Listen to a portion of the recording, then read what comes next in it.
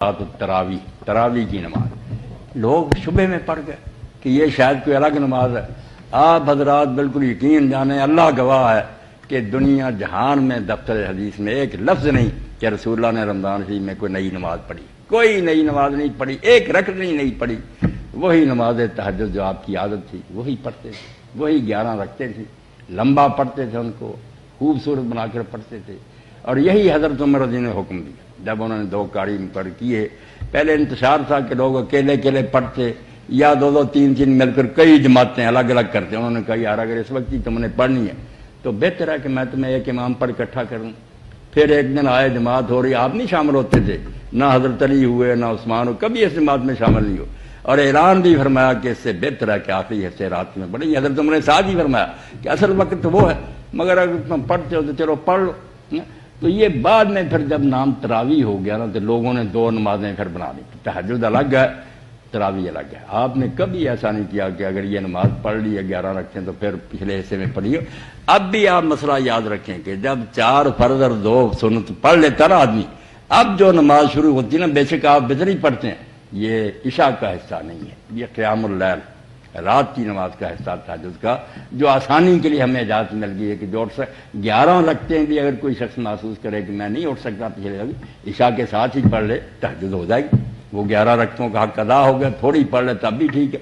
تو اصل میں نماز جو ہے نا قیام اللیل، قیام رمضان ایک ہی ہے، تہجد کوئی الگ نماز نہیں۔ مگر جب شروع کر لی بعد میں لوگوں نے، حضرت عمر نے نہیں کہا 11 ہی تھی، مگر لوگ بعد میں یہ سوچ کر اپنے طور پر انہوں نے یہ اجتہاد کیا کہ 100 آیت ایک رکعت میں 100 آیت قاری پڑھتا تھا، اور ٹھہر کر غور و فکر کے ساتھ لوگ لاٹھیاں لے کر کھڑے ہوتے تھے۔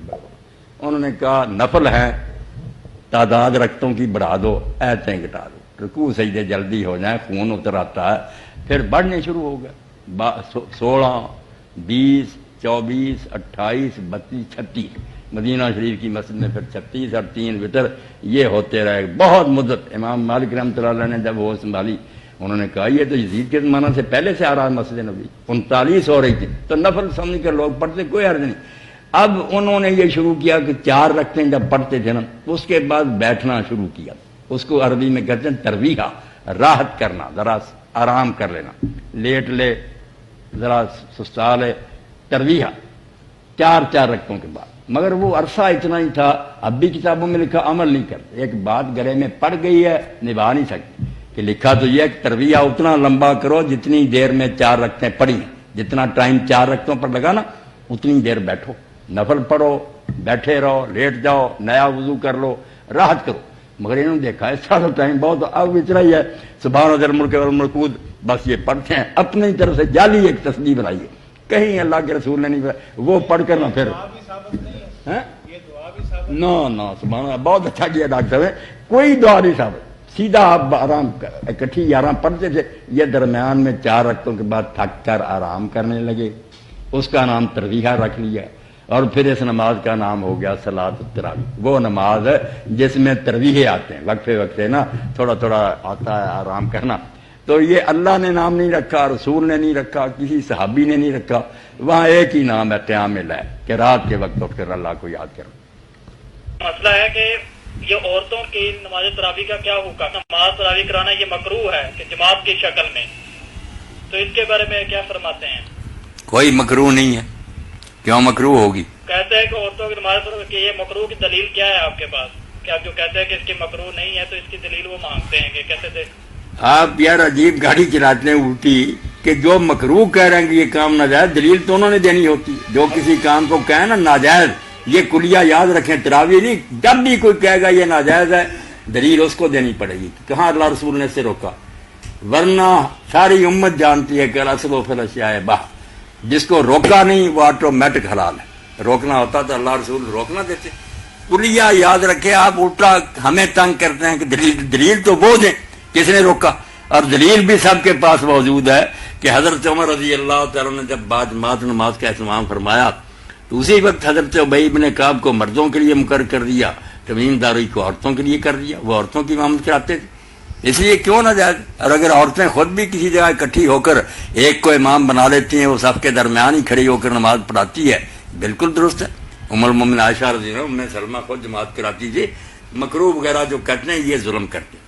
پورا رسالہ مولانا عبدالرحیم لکھنوی رحمۃ اللہ علیہ نے لکھ لیا کہ کیا دلیل ہے تمہارے پاس کہ عورتوں کی جماعت مکروہ ہے. کوئی مکروہ نہیں. فرضوں کی بھی ٹھیک ہے, یہ بھی ٹھیک ہے. باقی یہ ٹھیک ہے کہ عورتوں کا گھروں سے باہر نکلنا جب فرض نماز کے لیے بھی حضور نے پسند نہیں کیا, کہا گھر میں, گھر سے بھی بہتر. وہ عورت جو تھی حمید صاحب آپ نے کہا میری مسجد, اب مسجد نبی کا کوئی مسجد مقابلہ کرتی, فرمایا میری مسجد کے مقابلہ میں اپنے محلے کی مسجد میں تیری نماز بہتر ہے. اپنے محلے کی مسجد سے بہتر اپنے گھر کا صحن ہے, اور صحن سے بہتر ہے کہ گھر کا جو کونا ہے نا اندھیرا وہاں مصلی بچھا لے. اور ام حمید نے پھر مسجد نبی چھوڑ دی, حضور کے پیچھے نماز چھوڑ دی, بس ساری زندگی مصلی اندر بچھا لیا, جنازہ ہی وہاں نکلا, وہ نہیں مسجد نبی گئی.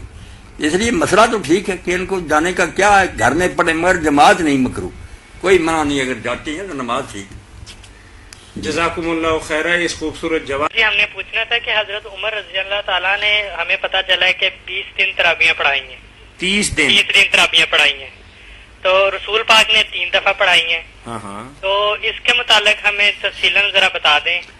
تفصیلاً تو میں نے اس پر خطبے دیے, وہ آپ لوگ مسجد میں آئیں یا سی ڈی لے, ان سے پتہ چلے کہ تو حضرت عمر رضی اللہ عنہ نے ایک دن بھی تراویح نہیں پڑھائی, نہ انہوں نے خود پڑھی نہ پڑھائی. لوگ پڑھتے تھے کوئی ٹولیوں میں 2-2 3-3 4 مل کر, کوئی اکیلا اکیلا. انہوں نے کہا بہتر تو یہ ہے کہ تم سو جایا کرو اور تہجد کے وقت پڑھو, اعلان کیا. اور اگر نہیں رکتے تو پھر بجائے سے انتشار کے کہ ایک ہی مسجد میں اتنی جماعتیں ہو رہی ہیں, ایک امام کے پیچھے پڑھ لو, خود نہیں وہ شامل ہوئے, نہ انہوں نے کبھی پڑھائی نہ پڑھی. بیٹا وہ کیا